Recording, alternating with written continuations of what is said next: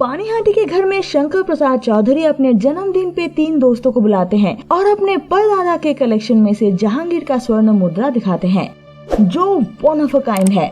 इनके पास ऐसी 12 मुद्राएं हैं जिनमें ज़ोडियाक साइन बनी हुई है, मतलब इनकी कीमत तो करोड़ों में होगी। सारी मुद्राएं टेबल पर रखी हुई थी, पर तभी अचानक लाइट चली जाती है, तो किसी तरह उन्हें समेटकर शंकर जी अपने अलमारी में रख देते हैं और अगले दिन सारे दोस्त चले जाने के बाद फिर से चेक करते हैं। तिजोरी रखी हुई है उनकी बूढ़ी चाची के रूम में और जैसा सोचा था ठीक वैसा ही हुआ। 12 में से एक गायब है। साल था 1998। अगले साल 1999 को सेम डे फिर से शंकर जी सबको बुलाते हैं और साथ में बुलाते हैं हमारे फेलुदा को। शंकर जी के ग्रेट ग्रैंडफादर बहुत ही रईस थे। उस रॉयल्टी के चलते अपने दोस्तों पे बिना सबूत के इल्जाम लगाना शंकर जी को अच्छा नहीं लगा, तो उन्होंने 1 साल वेट किया ताकि फेलुदा से इसकी जांच करवा सके। तो फेलुदा, लाल मोहन जी और तोपशे पहुंचते हैं पानीहाटी स्यूडोनिम से, ताकि शंकर जी के दोस्त उन्हें रिकॉग्नाइज न कर सके। फेलुदा बने हैं राइटर सोमेश्वर राय, जो कि शंकर जी के ग्रेट ग्रैंडफादर बनवारी लाल चौधरी के ऊपर बायोग्राफी लिखेंगे। लाल मोहन जी बने हैं बर्ड एक्सपर्ट और तोपशे बना है उनका भतीजा प्रोबीर। अब तीनों शंकर जी के घर पहुंचते हैं, जहां शंकर जी अपनी बूढ़ी चाची के साथ वहां रहते हैं। फिर शंकर जी पिछले साल की पूरी कहानी फेलुदा को बताते हैं कि कैसे वो गोल्ड कॉइन चोरी हुई। पिछले साल की तरह वो 3 दोस्त आज भी आने वाले हैं। एक है नौरेश कांजीलाल, जो कि शंकर जी के बिजनेस पार्टनर है, दूसरा है डॉक्टर औरधेंदु शौरकर और तीसरा है कालीनाथ, जो शंकर जी का चाइल्डहुड फ्रेंड है। ये बचपन का दोस्त थोड़ा टेढ़ी खीर है, हाथ सफाई में माहिर है और इसकी असलियत कोई भी नहीं जानता, इसलिए सबका शक सबसे ज्यादा इसके ऊपर ही है। उस दिन रूम में जयंत भी था, जो शंकर जी का चचेरा भाई है। अब इन चारों में से किसकी ये करतूत है ये ढूंढ निकालना है, पर 1 साल बाद फिर से ये पॉसिबल है कि नहीं वो देखना बाकी है। पिछले साल की तरह आज भी सेम इंसिडेंट रिपीट की जाएगी, बस फर्क इतना होगा कि गोल्ड कॉइन्स के बदले इस बार इटालियन पॉट और मुगल ग्लास रखी जाएंगी और सामने होंगे फेलुदा। शाम होते ही शंकर जी के घर सारे दोस्त आ पहुंचते हैं। आते ही डॉक्टर साहब जाते हैं चाची जी का हालचाल पूछने, क्योंकि वही चाची जी का इलाज करते हैं। फिर शंकर जॉइंटो को चाबी देते हैं तिजोरी से वो 2 हिस्टोरिक पॉट ले आने को, ताकि इन दोस्तों को फिर से वो दिखा सके और उनके मन में फिर से लालच जगा सके। अचानक नौकर घर से चिल्लाता है कि जॉइंटो सीढ़ी में बेहोश हो गया है और उनके सिर से खून बह रहा है। डॉक्टर बाबू तुरंत उन्हें हॉस्पिटल ले जाते हैं, पर हम देखते हैं फेलुदा गायब हो चुके हैं।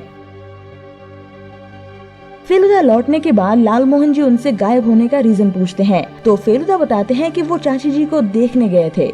रात में खबर आती है कि जॉइंटो को होश आ गया है और डॉक्टर बाबू उन्हें अगले दिन वापस ला रहे हैं। जब सारे रात को खा पी कर सो जाते हैं, तो ये 3 मस्कीटियर्स गार्डन में चांदनी रात का मजा ले रहे थे। और चांदनी रात में कौन भला शायरों को रोक पाया है, तो नोवेलिस्ट लाल मोहन गांगुली अचानक कविता बोलना स्टार्ट करते हैं। रात में उनकी आवाज इतनी जोर से सुनाई देती है कि बूढ़ी चाची भी जाग जाती है और सुपारी कूटने लगती है।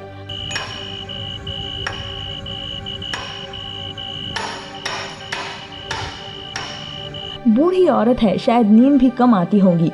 पर लाल मोहन जी के मन में जॉइंटो के इस इंसिडेंट को लेकर एक शक पैदा हो चुका है कि किसी ने शायद जॉइंटो को मारने की कोशिश की है, ताकि जॉइंटो से चाबी चुरा सके और तिजोरी खाली कर सके। इसका जवाब फेलुदा बिल्कुल भी नहीं देते, पर एक क्वेश्चन जरूर बताते हैं कि जॉइंटो के सिर पर अगर किसी ने वार किया ही है, तो होश आने के बाद जॉइंटो ने कुछ कहा क्यों नहीं। तभी पीछे से कालीनाथ बाबू आते हैं। उनकी हरकतें पहले से ही सस्पिशियस थी। अब तो उन्होंने पूछ ही डाला कि बनवारी लाल जी का बायोग्राफी लिखने के लिए भला डिटेक्टिव की क्या जरूरत है। मतलब उसने फेलुदा को पहचान लिया है। घुमा फिरा के ही सही वो फेलुदा को धमका चाहता है, ताकि इस मामले से दूर रहे। अगले दिन सुबह सुबह फेलुदा गाड़ी लेकर निकल जाते हैं। कहाँ जाते हैं वो तो बाद में पता चलेगा। जाते वक्त फेलुदा को एक खबर मिलती है कि चाची जी आज सुबह गंगा नहाने नहीं गई, वो अभी तक सो रही हैं, जो आज तक कभी नहीं हुआ। कुछ देर बाद जॉइंटो और डॉक्टर बाबू वापस आते हैं। जब सब लोग बरामदे पर इकट्ठा होते हैं, तो फेलुदा अपने असली रूप में आते हैं। शंकर जी को वो तिजोरी खोलने को कहते हैं और चाची जी के पास जो हमामदिस्ता है उसे सूंघते हैं। शंकर जी तिजोरी खोलते ही शॉक हो जाते हैं, क्योंकि उसमें कोई भी सामान नहीं है, मतलब सारा सामान चोरी हो चुका है। चलो फेलुदा का यहाँ आना वेस्ट नहीं हुआ। फेलुदा अब एक एक करके सबसे सवाल पूछते हैं। पहले डॉक्टर बाबू, पानीहाटी में कितने हॉस्पिटल है? डॉक्टर बाबू कहते हैं 1, पर जॉयंतो तो उस हॉस्पिटल में नहीं था। डॉक्टर बाबू कहते हैं कि जॉयंतो का चोट ज्यादा गहरा नहीं था, इसीलिए वो अपने घर में ही ले गए थे इलाज करने के लिए। फिर फेलुदा जॉयंतो से पूछते हैं कि शंकर जी ने जो चाबी दी थी संदूक खोलने के लिए वो कहाँ है? जॉयंतो डिनाई करता है कि बेहोश होने के बाद वो कहाँ गिरा उसे नहीं पता। फेलुदा फिर बताते हैं कि हीमोग्लोबिन जिसका रंग लाल होता है उसे अगर खून के पास ही रख दिया जाए तो आम इंसान कभी भी उनमें फर्क नहीं कर पाएगा। मतलब फेलुदा के हिसाब से डॉक्टर बाबू और जॉयंतो ने साथ मिलकर ये नाटक किया है ताकि जॉयंतो और डॉक्टर साहब इस घर से निकल सके और रात में वापस आकर तिजोरी साफ कर सके। जॉयंतो साफ इनकार करता है क्योंकि चाची जी की नींद काफी पतली है, अगर वो घर में घुसता भी तो चाची जी को जरूर पता लगती। तो फेलुदा यहाँ एक नया राज खोलते हैं। पिछले दिन आते ही डॉक्टर साहब चाची जी को देखने गए थे और नींद की गोली खाने में दे आए थे। और तो और पहले से ही फेलुदा के बारे में जॉयंतो को सब पता था। थैंक्स टू शंकर जी, वो अपने भाई पे बहुत विश्वास करते थे और इसीलिए उन दोनों ने नया प्लान बनाया ताकि पूरा माल साफ कर सके। अब क्वेश्चन ये है कि चाची जी अगर सो ही रही थी तो हमामदिस्ता कौन पीट रहा था? ये जॉयंतो ही था। जब 3 मस्किटियर्स चांदी रात का मजा ले रहे थे गार्डन में तो चाची जी के रूम में जॉयंतो था। जॉयंतो लालमोहन जी की कविता सुनकर घबरा जाता है और खिड़की पे आता है देखने। उन लोगों को यकीन हो जाए कि चाची जी जगी हुई है, जॉयंतो हमामदिस्ता पीटने लगता है। तब तो फेलुदा को विश्वास हो जाता है, पर अगले दिन चाची जी का हमामदिस्ता सूंघने पर उसमें सुपारी की खुशबू नहीं आती है। मतलब किसी ने खाली हमामदिस्ता पीटा था।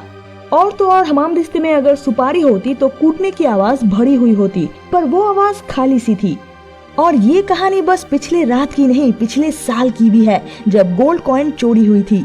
कालीनाथ जी तो चोर के पास ही बैठे हुए थे और ये सब कुछ जानने के बावजूद भी वो शंकर जी को कुछ भी नहीं बताते। क्यों? क्योंकि वो डॉक्टर बाबू और जॉयंतो को ब्लैकमेल कर रहा था। जॉयंतो अब मुंह खोलता है। वो पिछली रात आया तो था पर उस तिजोरी में कुछ भी नहीं था। वो तिजोरी पहले से ही खाली थी। और अब खुलता है असली राज, क्योंकि पिछले रात चोरी इन चारों में से किसी ने नहीं, फेलुदा ने खुद की थी। जब जॉयंतो बेहोश होने का नाटक कर रहा था तब फेलुदा चालाकी से उसके पॉकेट से तिजोरी की चाबी चुरा लेते हैं और जब सारे जॉयंतो को लेकर बिजी थे उसी मौके पे फेलुदा तिजोरी से बाकी सामान चुरा लेते हैं। इसीलिए जॉयंतो को उस रात कुछ भी नहीं मिला। और जब फेलुदा तिजोरी से बाकी सामान निकालने जाते हैं तभी उनको वो खून दिखता है, जो दिखने में तो खून है, एक्चुअली सिर्फ हीमोग्लोबिन है, जो कि डॉक्टर साहब का ही आइडिया था। सारी सच्चाई तो सामने आ गई, पर शंकर अपने भाई को पुलिस के हाथों पकड़वाना नहीं चाहता था। इतना भला इंसान कलयुग में कैसे पैदा हो गया यार। बस उन तीनों को, जॉयंतो, डॉक्टर बाबू और कालीनाथ को घर से निकाल देते हैं और कहानी यही खत्म हो जाती है।